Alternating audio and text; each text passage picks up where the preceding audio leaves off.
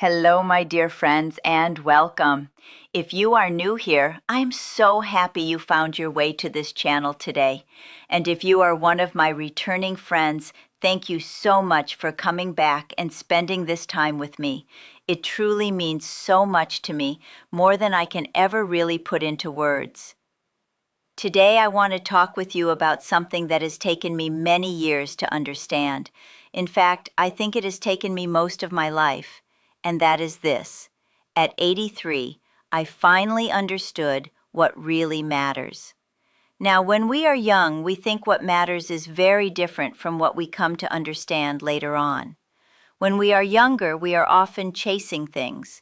We are chasing security, approval, beauty, success, relationships, possessions, recognition, the next stage, the next chapter, the next dream. And there is nothing wrong with that. That is part of life. That is part of growing. That is part of becoming. But if we are fortunate enough to live long enough, life begins to peel things away. It has a way of gently, and sometimes not so gently, removing what is false, what is temporary, what is inflated, and what never really deserved the weight we gave it. And then one day, if we are paying attention, we begin to see life much more clearly. We begin to understand what matters. And perhaps even more importantly, we begin to understand what does not matter. So today I want to share with you some of the things I have finally come to understand at this age. And I hope that if you are younger, perhaps it may help you sooner. And if you are around my age, perhaps it will simply remind you of truths you already feel in your heart. So let's have a little talk together. The first thing I finally understood is that peace matters more than proving yourself. Oh, how much of life we spend trying to prove something, trying to prove we are good enough, trying to prove we are lovable enough, trying to prove we are intelligent enough, capable enough, attractive enough, successful enough, strong enough. And sometimes we are not even proving it to the world. Sometimes we are trying to prove it to one person, a parent, a husband, a sibling, a friend, someone who withheld love, someone who made us feel small, someone whose approval we thought would finally make us feel whole. But do you know what I have learned? If peace leaves the room every time you are trying to prove your worth, then the price is too high. At 83, I no longer think a restless life is a successful life. I don't think constant striving is noble the way I once did. I don't think exhaustion is a badge of honor. And I certainly do not think that twisting yourself into shapes to earn love or respect is the way to live. Peace is so precious. A peaceful home, a peaceful mind, a peaceful morning, a peaceful relationship, a peaceful heart when you lay your head on the pillow at night. That is worth so much more than applause. The second thing I finally understood is that love matters when it is expressed, not assumed, not postponed, not hidden, not buried beneath routine. Expressed. Tell people you love them. Tell them while they are here. Tell them while they can hear you. Tell them while you still can. I think one of the saddest things in life is how often human beings assume there will be more time. We think, oh, they know. We think, I'll call tomorrow. We think, I'll say it next week. We think, one day I'll explain how much they meant to me. But life does not always give us another week, another season, another year. And love that is felt but never spoken can become one of life's deepest regrets. Now, I'm not only talking about romance. I'm talking about friendship, family, children, grandchildren, sisters, brothers, neighbors, dear old friends, and yes, even our little pets who look at us with those beautiful eyes and seem to understand more than we think they do. Love is not weak. Love is not foolish. Love is not something to be rationed out only on special occasions. Love is nourishment. And I think what really matters in life is not how impressive we were, but how loving we were. Not how polished we appeared, but whether someone felt safer, warmer, lighter, more understood because we were here. The third thing I finally understood is that time matters more than almost everything else. When you are young, time feels endless. Even your mistakes feel recoverable because you assume there is so much life ahead of you. And hopefully there is. But as the years go by, you begin to understand something very sobering and very beautiful. Time is life. That's what it is. So when you waste your time, you are in some way wasting a piece of your life. When you give your time to what drains you, confuses you, diminishes you, or keeps you stuck in bitterness, you are giving away something you can never get back. At this age, I have become much more careful with time. I don't want to spend it on meaningless conflict. I don't want to spend it nursing old resentments. I don't want to spend it comparing my life to someone else's. I don't want to spend it running after what is not meant for me. I don't want to spend it pretending to enjoy what exhausts me. I want to spend it in truth, in beauty, in real conversation, in small joys, in usefulness, in calm, in gratitude, in laughter, in the presence of people who are sincere. What really matters is not having a calendar full of obligations. It is having a life with moments you can actually feel. A good cup of tea, a quiet garden, a handwritten note, a meaningful conversation, a little sunlight through the window, a phone call from someone you love, music that stirs your memory, a peaceful meal, a prayer whispered when no one else is around. That is life. That is the richness of it. The fourth thing I finally understood is that your inner life matters more than your outer image. Now, we live in a world that puts so much emphasis on appearance. We are told to look younger, seem younger, act younger, hide this, fix that, smooth this, tighten that. And yes, I understand wanting to look your best. There is absolutely nothing wrong with caring for yourself, taking pride in yourself, enjoying beauty, elegance, style, and all of those lovely things. But I have learned that a beautiful face with a worried spirit is not peace. A perfect room with a restless heart is not peace. A polished image with an empty soul is not peace. What really matters is what is happening inside you. Are you becoming bitter, or are you becoming softer? Are you becoming fearful, or are you becoming wiser? Are you becoming rigid, or are you staying open? Are you still curious? Are you still teachable? Are you still capable of wonder? Can you still laugh? Can you still forgive? Can you still sit quietly with yourself? A woman can be very fashionable and still deeply unhappy. And a woman can be aging, imperfect, wrinkled, ordinary by society standards, and yet radiate such warmth and presence that everyone around her feels it. I have met women like that. Perhaps you have too. Women whose beauty has very little to do with symmetry or age and everything to do with depth. Their eyes are kind. Their spirit is settled. Their presence is comforting. Their words are thoughtful. They know who they are.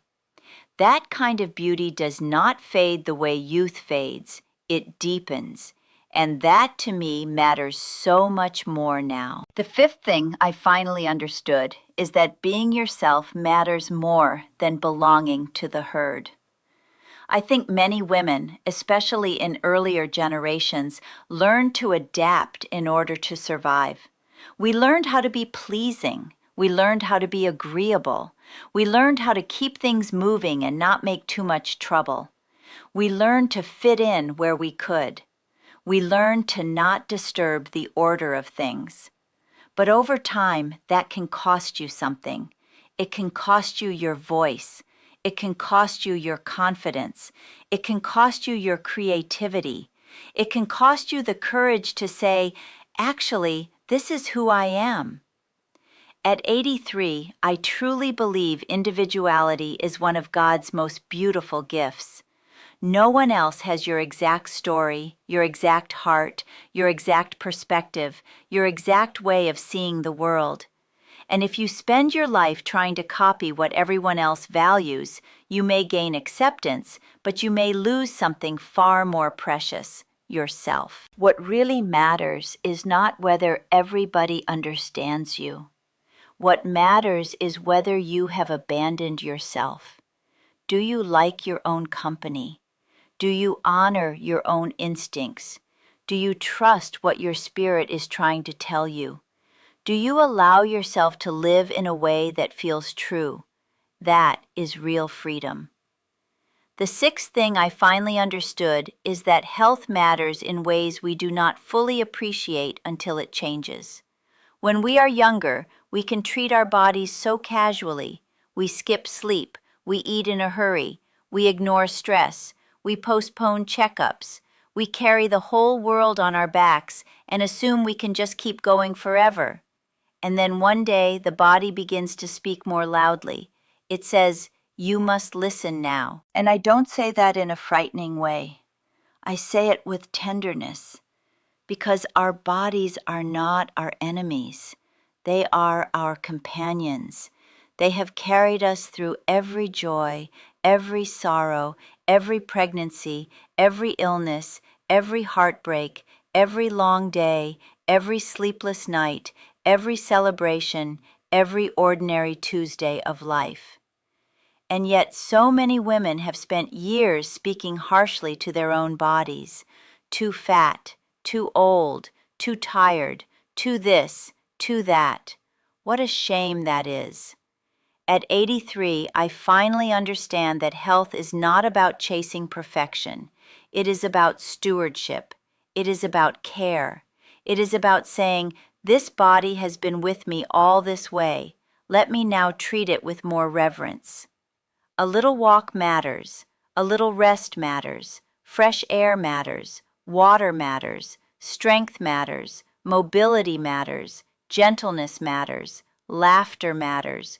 Reducing stress matters. Getting help when you need it matters. Not because we are trying to become 25 again, but because life feels so much better when we can participate in it with energy and comfort. The seventh thing I finally understood is that home matters, but not in the way I once thought.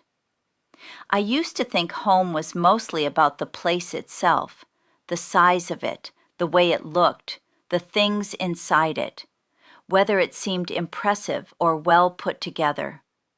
But I don't think that anymore. A real home is an atmosphere. It is how you feel when you walk in the door. It is whether your spirit can exhale there. It is whether there is warmth there, safety there, comfort there, honesty there, a little beauty there, a little tenderness there. A home does not have to be large to feel abundant. It does not have to be expensive to feel elegant. It does not have to be perfect to feel sacred. What matters is how it holds you. Does your home support your peace? Does it reflect your real life? Does it welcome you? Does it allow you to rest? Does it nourish your spirit?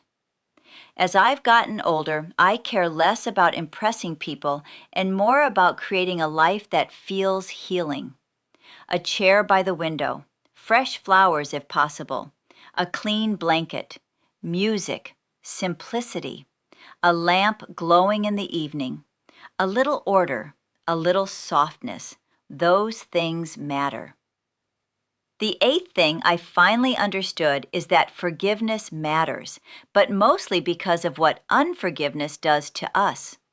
I have seen people carry bitterness for years, decades even. They replay the same wound, the same betrayal, the same injustice again and again. And while the event may be real, the pain may be real, the wrong may be real, holding on to it becomes its own prison. Now, forgiveness does not mean saying what happened was fine. It does not mean allowing harmful people back into your life. It does not mean pretending you weren't hurt. Sometimes forgiveness simply means deciding that what happened will no longer have the final word over your peace. And that is a very powerful thing. At 83, I have seen enough to know that bitterness hardens the face, the body, the voice, and even the future. It drains the joy from the present. It keeps you tethered to something long after it should have lost its grip. What really matters is not winning the silent argument in your mind for the rest of your life. What matters is being free. Free to laugh again, free to trust your day again, free to enjoy what is still good, free to be here now. And finally, the thing I think matters most of all is this: how you live your ordinary days matters more than the grand moments. We think life is made of milestones: the wedding, the promotion, the move, the big trip, the special occasion, the birthday, the achievement. And yes, those are lovely. They are part of life too. But life is mostly ordinary days. It is mornings and evenings, meals and errands, phone calls and quiet rooms, laundry and weather, birdsong and dishes, little aches and little joys, routine and repetition. And what I finally understand is that if you do not know how to live an ordinary day well, then even the grand moments cannot save you. Can you notice beauty in a simple day? Can you bring kindness into an ordinary afternoon? Can you make a common life feel meaningful? Can you create small rituals that support your spirit? Can you sit with yourself and not feel empty? That is what matters. Because in the end, our lives are not built from highlight reels. They are built from days. So if your days hold gratitude, tenderness, integrity, quiet joy, love, purpose, and a little beauty, then you are already living a very rich life indeed. So, my dear friends, at 83, what have I finally understood that really matters? Peace over proving, love that is spoken, time that is honored, an inner life that is tended, the courage to be yourself, health that is cherished, a home that feels healing, forgiveness that sets you free, and learning how to live the ordinary days with grace. I wish I had understood some of these things much earlier. I really do. But perhaps life teaches us when we are finally ready to hear it. And maybe that is all right too. If you are younger, I hope something here helps you sooner. And if you are closer to my age, perhaps this is your reminder that all is not lost, and all is not too late. There is still time to simplify, still time to soften, still time to forgive, still time to tell someone you love them, still time to change the atmosphere of your home, still time to care for your body, still time to protect your peace, still time to live more truthfully. And that, to me, is a very hopeful thing. Thank you so much for being here with me today. If this conversation touched your heart, I would love for you to tell me in the comments what matters more to you now than it used to. I always love hearing from you, and your words are such a gift not only to me, but to everyone in this beautiful community. And until next time, please do something kind for yourself today. Make a lovely cup of tea, step outside for a little air, call someone you love, or simply sit quietly and remind yourself that your life still matters very much. Thank you again, and I hope to see you in my next video.